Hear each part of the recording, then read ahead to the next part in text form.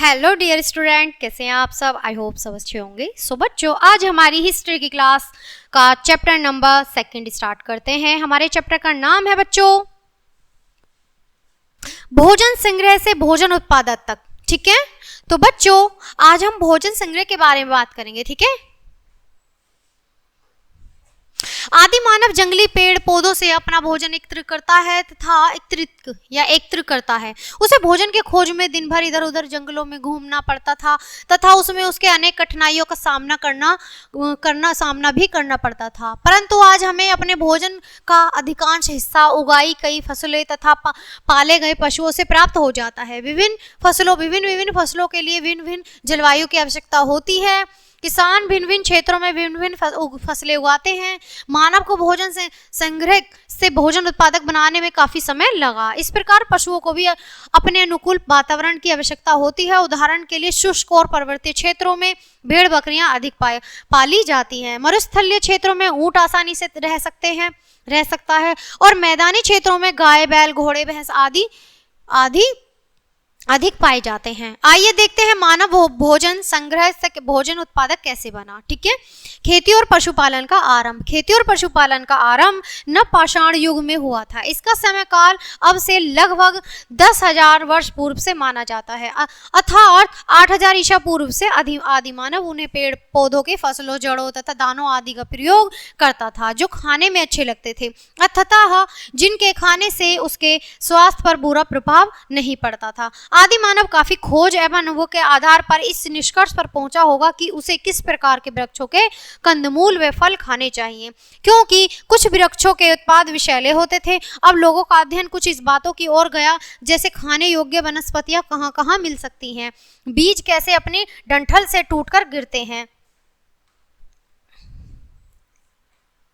गिरे बीजों का अंकुरण कैसे होता है तथा उनसे पौधे कैसे निकलते हैं। इसी तरह उन्होंने पौधे की देखभाल करनी शुरू कर दी होगी ताकि वे ठीक प्रकार से बढ़ सकें और उसके बीज पक सकें। इस प्रकार धीरे धीरे वे कृषक बन गए होंगे।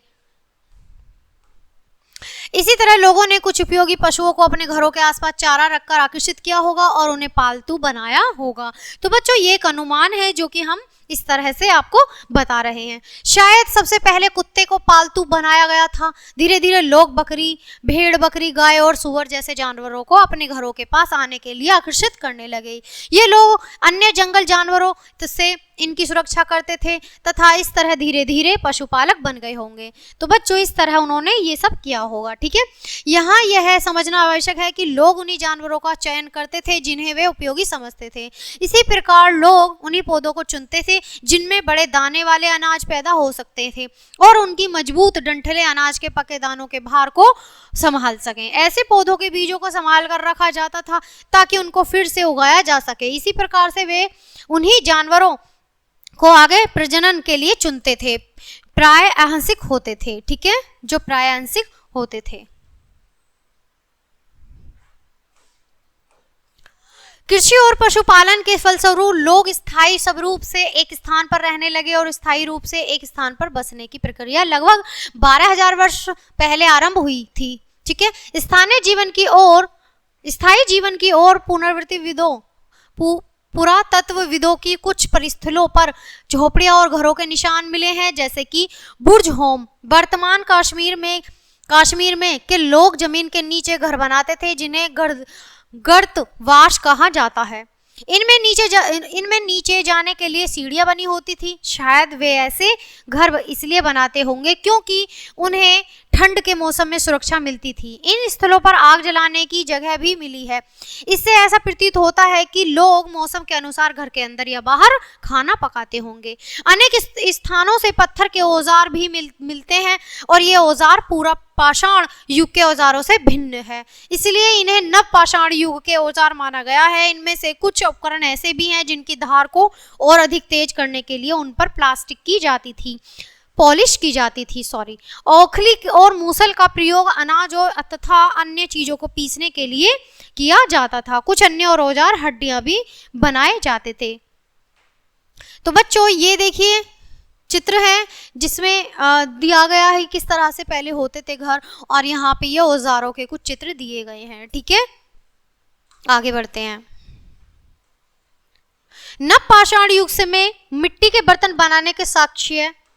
देखिए चित्र में यहाँ मिट्टी के बर्तन है बच्चों, ठीक है, साक्ष्य भी मिले। इन बर्तनों पर अलंकरण भी किया जाता था। बर्तनों का उपयोग चीजों को रखने के लिए किया जाता था।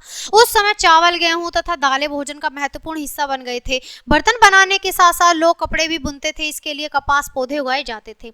यह एक ध्यान देना आवश्यक है कि यह समस्त परिवर्तन सभी स्थानों पर एक साथ नहीं हुए। कुछ स्थानों पर स्त्री पुरुष शिकार और भोजन संग्रह कार्य भी साथ साथ करते रहे। वास्तव में हजारों वर्ष के अवधि में ये परिवर्तित धीरे धीरे होते रहे। अन्य रीति रिवाज नवपाषाण काल में पारिवारिक एवं सामाजिक जीवन का आरंभ भी हो गया था। कुछ विद्वानों ने ऐसी जनजातियों का अध्ययन किया जो कि छोटी छोटी बस्तियों में रहती थीं तथा उनके एक दूसरे से संबंध होते थे। ये जनजातियां शिकार, भोजन संग्रह, खेती, पशुपालन और मछलियां पकड़ने जैसे व्यवसाय अपनाती थी। अधिकतर महिलाएं खेती का काम करती थी। इसमें खेती, बच्चों ये महिलाएं हैं जो खेती का काम कर रही हैं, ठीक है।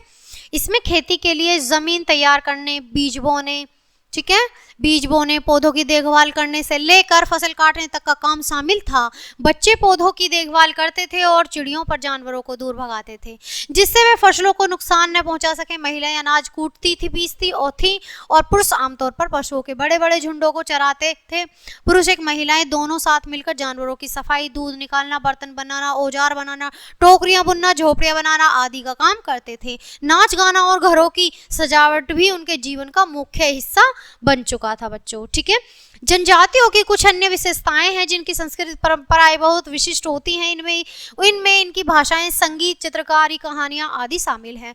इनके अपने देवी देवता भी होते हैं। इनकी जमीन पर जंगल, घास के मैदान तथा पानी आदि पूरे समूह की संपत्ति मानी जाती है जिनका उपयोग से सभी एक साथ करते हैं। इनमें धनी और गरीब के बीच कोई अंतर नहीं होता। इन जनजातियों में कुछ अनुभवी विद्वान लोग होते हैं। लोगों को नेता मान लिया जाता है। कुछ नौजवान योद्धाओं और पुरोहितों को भी विशेष सम्मान की दृष्टि से देखा जाता है। वयस्क महिलाओं को भी सम्मान की दृष्टि से देखा जाता है। मेहरगढ़ की खुदाई से प्राप्त जानकारी, बच्चों आप पढ़ेंगे मेहरगढ़ की खुदाई से प्राप्त जानकारी। मेहरगढ़ भारत की सीमा के पश्चिम बोलन दर्रे के पास ईरान जाने वाले रास्ते में स्थित है। यह एक हरा भरा समतल मैदान है, ठीक है।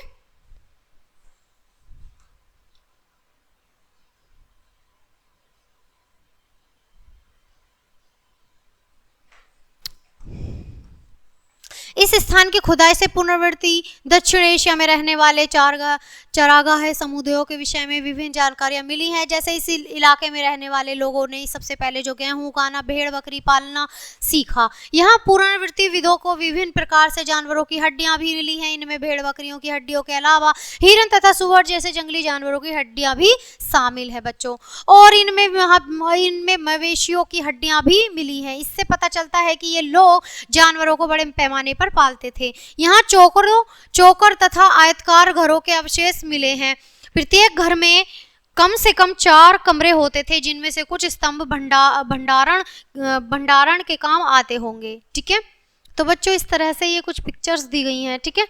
कब्रों में मृतकों के साथ कुछ सामान भी रखे जाते थे। एक कब्र में एक मृतक के साथ एक बकरी को भी दफनाया गया था। इससे प्रतीत होता है कि लोगों को विश्वास था कि मृत्यु के बाद भी जीवन होता है। दाहोजली होर्डिंग की खुदाई से प्राप्त जानकारी। दाहोदली हेडिंग पुरुष स्थल असम राज्य की ब्रह्मपुत्र की घाटी में एक पहाड़ी पर पाया गया है।